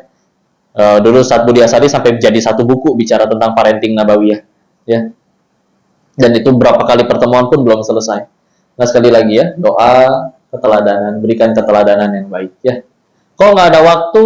Bohong, nggak ada waktu, ya. Ada pernah baca survei, setiap hari kita memegang handphone itu, rata-rata 313 kali. Meskipun itu cuma pas turun dari motor, ngecek 2 detik, nggak ada WA, udah taruh lagi. Kadang WA juga dari grup doang. Ya. Seperti itu ya. Tapi kalau di total, rata-rata ada yang lebih, ada yang kurang. Itu bisa ada yang sampai 5 jam satu hari. Ya. Dari 5 jam itu ambil aja 2 jam misalkan untuk baca buku, nonton kajian, bismillah. Ya. Karena kalau bismillah, kalau keteladan yang udah dapet, bismillah. Karena Nabi mendidik tuh nggak asal nyuruh, tapi juga memberikan keteladanan. Luas bahasannya ya, tapi mungkin segitu dulu. Doa dan keteladanan mudah-mudahan bisa mengubah, Allah izinkan jadi jalan anak kita jadi nama baik ya. Ini izin dari yang paling bawah dulu. Nah, jadi banyak begini.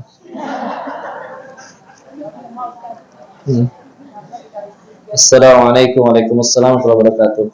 Bagaimana caranya agar kita selalu bisa menjaga hati dan sikap agar selalu qanaah? Terima kasih. Assalamualaikum warahmatullahi wabarakatuh. Ya, bagaimana menjaga hati dan sikap selalu agar qanaah? Tadi ya, bisa kita lihat dari sudut pandangnya sekali lagi, ya, bahwa semua hal yang terjadi dalam hidup kita sejatinya adalah cara Allah untuk mendekatkan kita ke surganya Allah. Mau itu dengan kepahitan ataupun dengan sesuatu yang kita suka, maka berarti kalau semua hal yang terjadi adalah cara Allah mendekatkan kita ke surga, maka seharusnya apapun kita terima. Kita lihat ya, kalau ada seorang anak, Bu, setiap keinginannya dikabul. Kalau dia salah, nggak pernah dimarahin, malah pembantunya yang dipecat. Kira-kira itu anak bakal baik budi atau enggak? Enggak. Ya. Jadi justru yang bisa membuat kita baik, coba lihat Nabi, Bu. Dari lahir, nggak ketemu ayahnya. Masih kecil, ibunya wafat. Keras kehidupannya. Tapi justru dengan itulah membuat beliau menjadi terbentuk pribadinya. Ya. Jadi, ternyata walaupun bentuknya bagi kita kepahitan, ternyata itu semua adalah kebaikan dari Allah. Ya. Dan juga supaya qanaah kan selalu berpuas diri atas apapun yang Allah berikan, ya. Pakai kacamata syukur aja lah, ya. Syukurin. Berapa banyak sih hal yang kita nggak pernah minta tapi Allah selalu berikan. Contoh, ngedip aja sederhana. Ibu dalam 24 jam perlu ngedipin mata nggak? Perlu, ya. Kalau nggak perih, ya. Ada nggak ibu tapi di sini orang yang pernah berdoa setiap kali pengen ngedip? Berdoa dulu baru boleh ngedip. Ya Allah, perih ya Allah, pengen ngedip ya Allah. Nggak ada. Ngedip aja. Kadang sambil maksiat. Coba kalau Allah pengen tahan nggak bisa ngedip nggak? Enggak. Tetap Allah aturin, simetris pula. Barengan turunnya. Coba kalau nggak barengan, jadi genit, Bu. Nggak ada wibawanya. Kicep-kicep gitu ya, jereng nanti lah, jereng kiri ya, jekir, ya. Ya udahlah. Nih, Bu, kita nafas kayak gini, Bu. Aroma kan bermacam-macam. Kita tahu waktu dulu belajar biologi di SD bahkan, bahwa oksigen yang kita butuhkan ternyata hanya 21% atau 20%. Lebih banyak nitrogen dan gas-gas yang lain. Maka gimana caranya si tubuh ini tahu kita dari tadi menghirup napas, di situ campur bau ketek teman, bau apapun, ya. Tetap masuk ke dalam paru-paru, yang diambil oleh tubuh cuma oksigen doang. Gimana caranya? Tanpa kita minta loh itu, ya. Ternyata di dalam darah mengandung yang namanya hemoglobin. Dan hemoglobin itu secara kimia lebih mudah berikatan dengan O2, oksigen. Sehingga hidung kita menghirup apapun masuk ke paru-paru, dijemput oleh darah masuk ke paru-paru, yang diambil cuma oksigennya saja dialirkan ke seluruh tubuh. Siapa yang mikirin itu, Bu? Minta nggak kita? Berapa banyak tuh? Hal yang kita nggak pernah minta tetap Allah kasih. Lupa tuh. Jangan sampai kita jadi hamba yang 100 keinginan, 99 dikabul, 1 nggak dikabul, ngambek kepada Allah. Kayak anak kecil, ya. Minta apa aja dikasih, sepatu baru dikasih, tas baru dikasih. Giliran minta 1 nggak dikasih, dia ngambek. Papa, mama jahat. Sakit hati nggak, Bu? Ya. Kalah, pakai syukur aja. Terlalu banyak nikmat dari Allah. Ya. Kalau udah pakai itu terus, ya, luar biasa. Bangun tidur, ya Allah. Pengen pipis, alhamdulillah, ya Allah, WC-nya deket. Pernah nggak, Bu, bersyukur kayak gitu, Bu? Karena orang-orang di desa mah WC-nya jauh, Bu. Bangun tidur, pilihannya antara ngompol di situ atau kok nyari sungai malam-malam. Ya. Jadi kita mau WC deket, ada airnya, ada gayungnya. Pernah masuk kamar mandi nggak ada gayungnya? Repot. Ya. Insya Allah. Udahlah, pakai syukur aja ya. Wallahu a'lam bishawab. Lagi ini teh? Semua? Oh, sampai maghrib ini teh? Kalau ada orang sengaja membuat onar atau kegaduhan dan disengaja ingin dihujat oleh banyak orang agar dosanya gugur, apakah betul dosanya gugur? Ya. Yang membuat dosa gugur itu kepahitan. Ya. Dan juga amalan yang baik. Kalau dia dari awal juga emang niatnya pengen dihujat, berarti dihujat itu bukan kepahitan bagi dirinya. Kalau bagi dirinya itu bukan kepahitan, ya nggak gugurin dosa. Ya. Dan dengan sengaja buat onar dan kegaduhannya jadi zalim buat orang. Jadi kalau misalkan dia dihujatnya dia sakit hati, gugurin dosa, tapi dia bikin ulah dulu. Jadi ada dosa tambahan lagi dulu. Ya, jadi enggak lah, jangan dengan cara ini ya. Buat onar atau kegaduhan sengaja ingin dihujat oleh banyak orang berdosa gugur. Ya, istilah tanpa harus ngelakuin onar dulu juga. Allah setiap hari akan melakukan berbagai macam cara untuk dosa kita tambah bersih. Diizininnya kita ibadah, itu kan gugurin dosa juga. Gugurin dosa juga. Wallahu a'lam bishawab ya. Mudah-mudahan bisa menjawab pertanyaan. Next. Wah, ini lebih disingkat. As, Pak Us. Jangan as ya. Assalamualaikum. Karena kalau pakai bahasa Inggris, as jadi pantatnya kurang ahsan. Waalaikumsalam warahmatullahi wabarakatuh. Hukumnya apa kalau di bulan puasa suami selalu apa ini Bu? Bikin jengkel. Saya bisanya bacan, kirain batu bacan. Selalu bikin jengkel. Menyikapi harus sabar atau diam saja. Thanks. PKS soalnya. Ya. Gini Bu ya. Kita dijahatin orang oleh siapapun itu, dari sudut pandang akhiratnya, dijahatin mah nggak ada ruginya Bu. Untuk akhiratnya. Ya. Walaupun kita juga boleh bertindak, misalkan diajak ngobrol, kenapa sih kamu selalu zolim, atau menjauh dulu dari dia, itu silakan. Tapi masalahnya ini suami ya, ketemu tiap hari kan. Tapi masalah, kalau udah bicara dari sudut pandang akhiratnya, mah diapain juga nggak ada ruginya. Ya, maka suami selalu bikin jengkel dalam menyikapi harus seperti apa ya. Ketika terjadi sesuatu, yang harus kita pikir adalah bukan gimana caranya aku selesai dari masalah ini, tapi adalah gimana caranya aku tambah dekat ke Allah gara-gara masalah ini. Gitu aja nyikapinnya.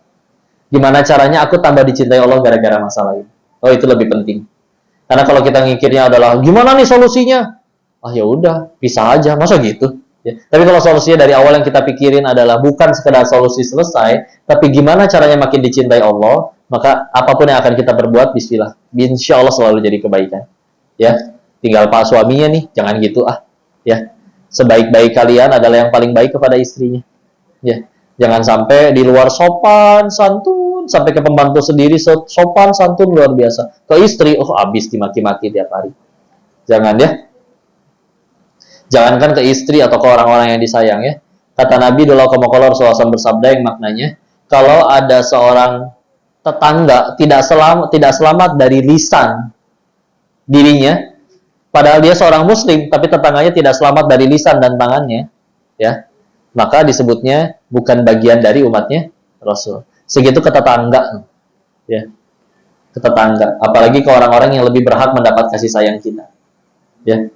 Maka jangan selalu dibikin kesel, jengkel. Tinggal yuk nanti duduk tabayun ya. Kadang bisa aja ada perbuatan yang sebetulnya nggak niat bikin kesel, tapi ternyata ada yang cara penyikapannya berbeda.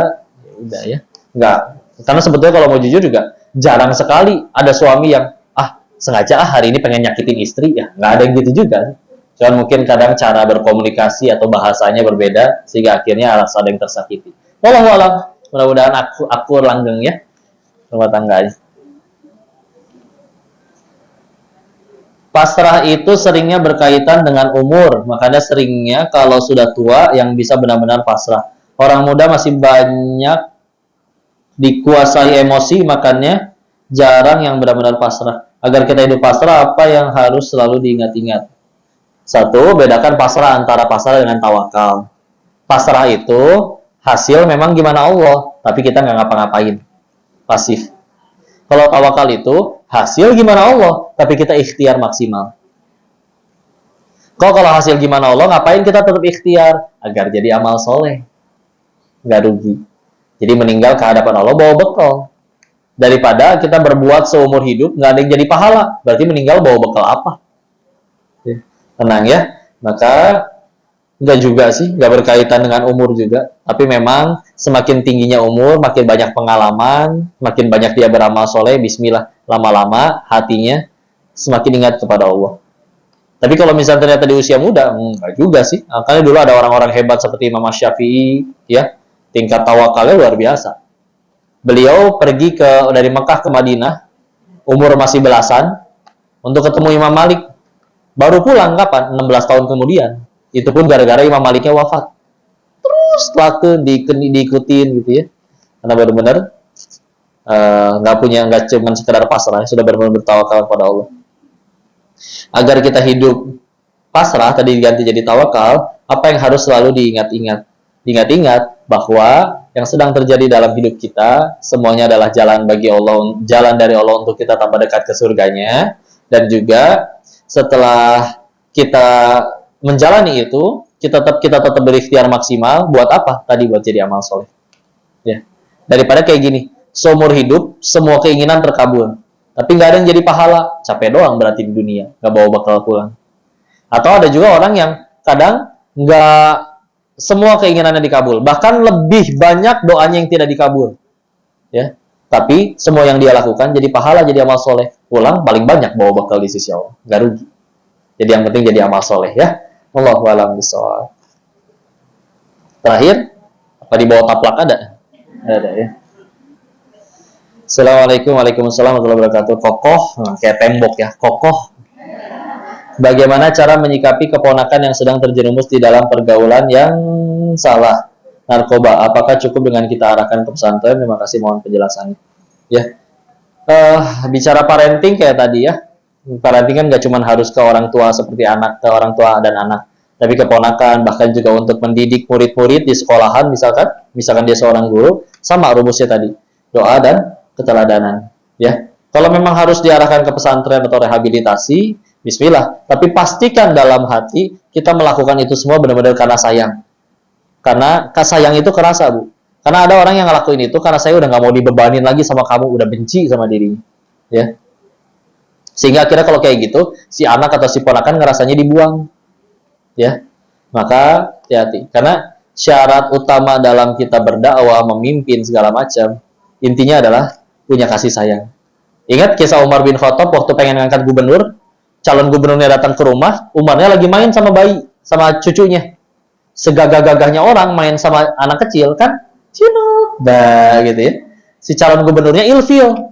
Masa kayak gini Umar yang katanya ditakutin setan? Ya, maka dipanggil sama Umar. Kenapa muka kamu kayak gitu? Ayo lu dimarahin ya. Kenapa muka kamu kayak gitu? Kamu di rumah nggak punya anak cucu apa? Punya, wahai Amirul Mukminin. Terus kamu nggak pernah kayak gitu sama anak cucumu?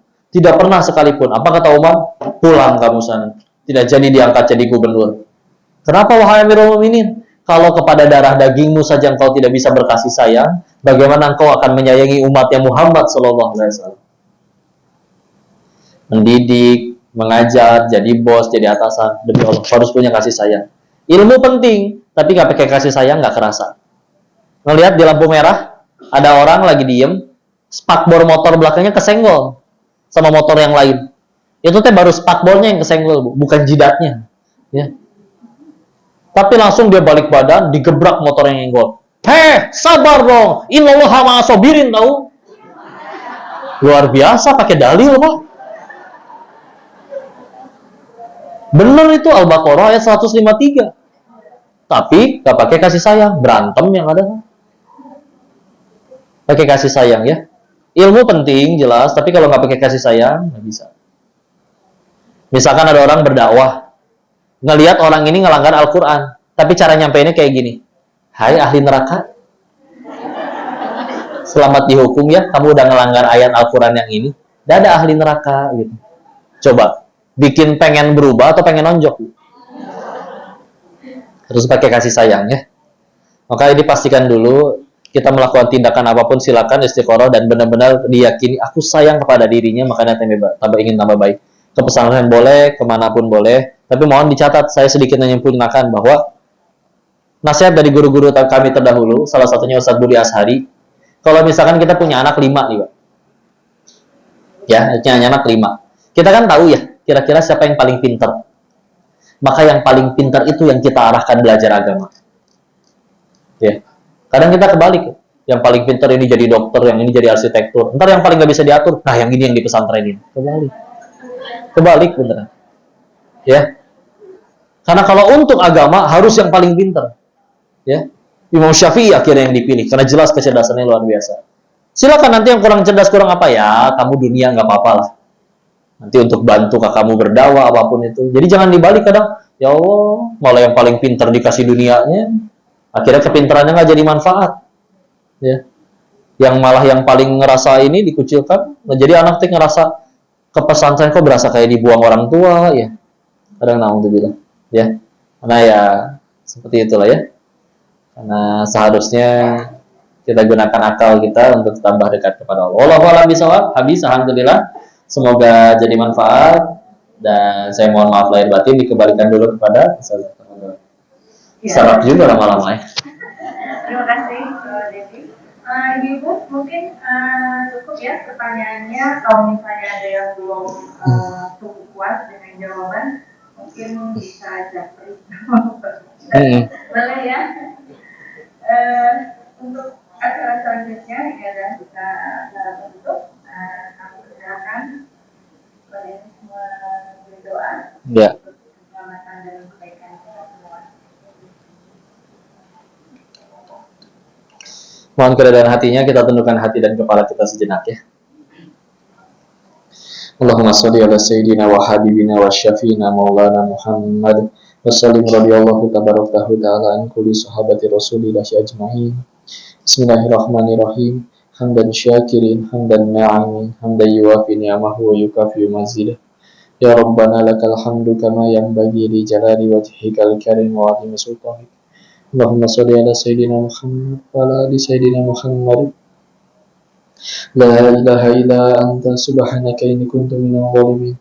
Allahumma ighfir lil muslimina wal muslimat wal mu'minina wal mu'minat al ahya'i minhum wal amwat. Allahumma ighfir lana wa li walidayya warhamhuma kama rabbayana shighara.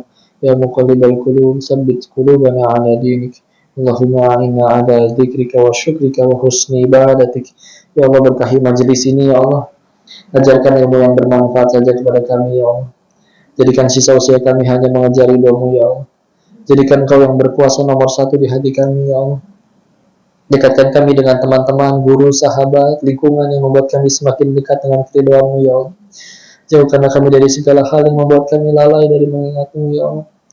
Ya Allah, ampuni dosa kami baik yang terang-terangan maupun sembunyi-sembunyi, yang sengaja maupun tidak disengaja. Jangan Kau biarkan kami wafat dalam keadaan dosa kami belum Kau ampuni ya Allah.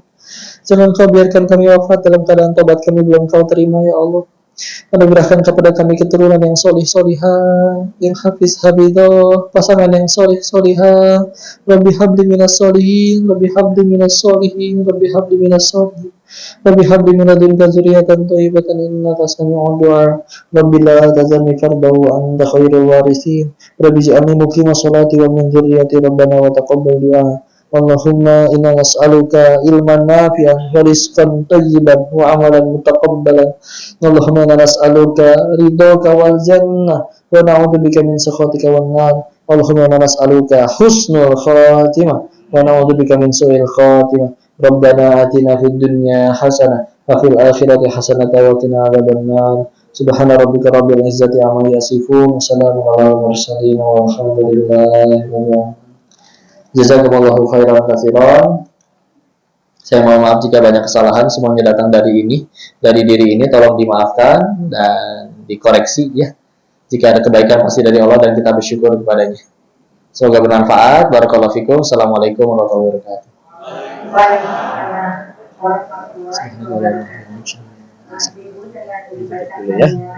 Nanti kita ada ngaji. Assalamualaikum. Apa yang diniatkan oleh kita semua. Dari yang ini berakhir sudah acara kajian hari ini.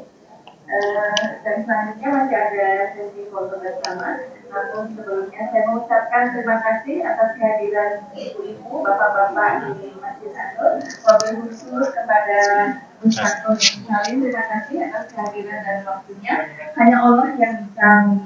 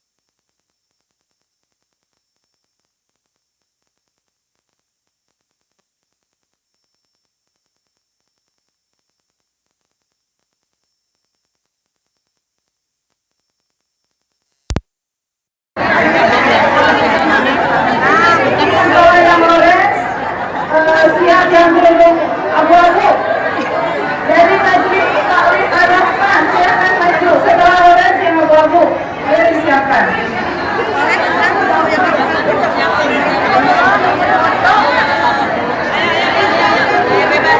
Oke, bisa ya.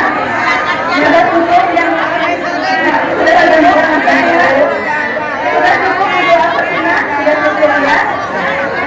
Mundur Bella, tolong Ibu, mundur. Dari Arosman, dari duduk abu-abu. Silakan mundur Ibu Asrina. Sudah Ibu, ya. Katanya ya. Ibu-ibu mohon dihormati Pak Ustadz ya. Beliau punya mobil sekarang yang abu-abu.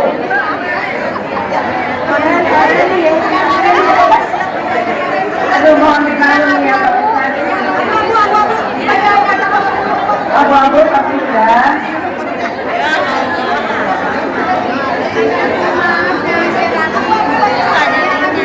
Ibu-ibu dari Arosma silakan.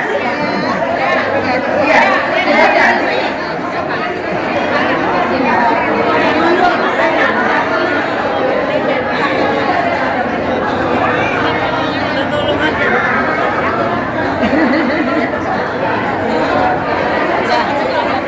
Dari ya, sama-sama. Sama-sama Ibu. Dari pengurus Yayasan Anur, ada Ibu pengurus Yayasan Anur. Sudah ya, abu-abu, Arahman sudah ya. Sudah oke ya, yang berkerudung abu-abu silakan mundur. Terima kasih Ibu atas kehadirannya. Terima kasih. Ya, pengurus Yayasan Anur, mohon ke depan.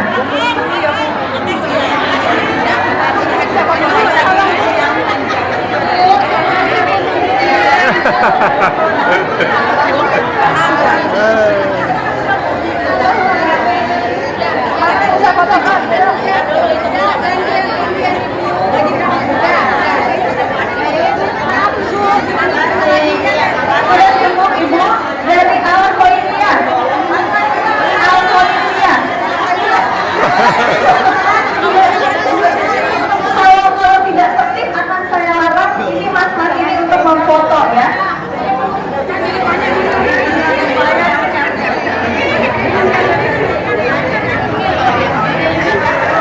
Pengurus dari Yayasan Anur, silakan.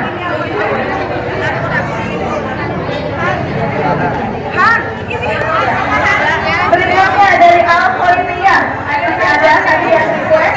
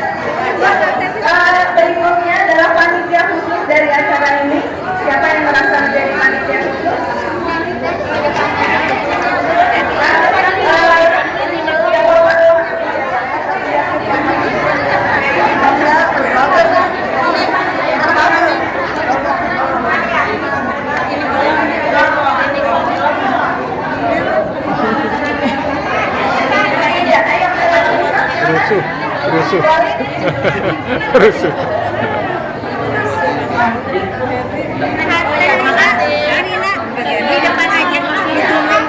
Saya terima dengan Pak Ustadz di depan pintu masuk. Mulai tapi tolong dikawal Pak Ustadznya. Pintu masuk. Ini sih mulai di pintu masuk.